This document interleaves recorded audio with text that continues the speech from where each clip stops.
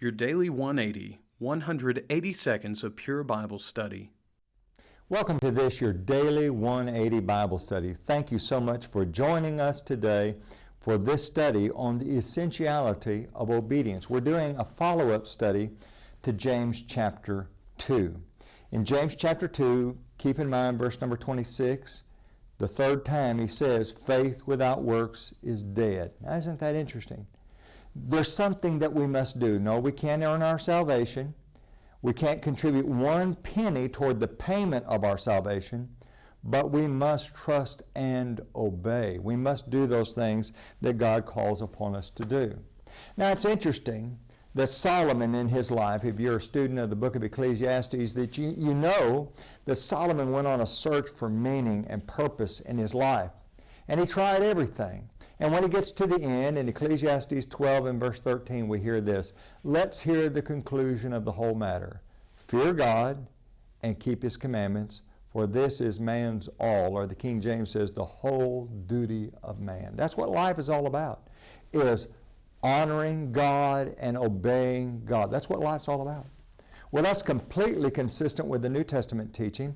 Matthew chapter 22 and verse number 37, when Jesus was asked, what's the greatest commandment? Jesus said, the first and great commandment is to love the Lord your God with all your heart, with all your soul, and with all your mind. Now, isn't that interesting? Love God. That's completely consistent with Ecclesiastes 12:13. You want a little more evidence for that? John 14, verse 15. Jesus says, if you love me, keep my commandments. Now, did you catch that? If you love me, keep my commandments. Throughout all of Scripture, God expects us to have deep reverence for Him and to obey Him. Now, I want us to think about the implication. If you can be in a saved relationship with God without being obedient, that means that you could be in a saved relationship with God without loving Jesus. Can you think of anything more ludicrous than that? To love Jesus is to obey Jesus.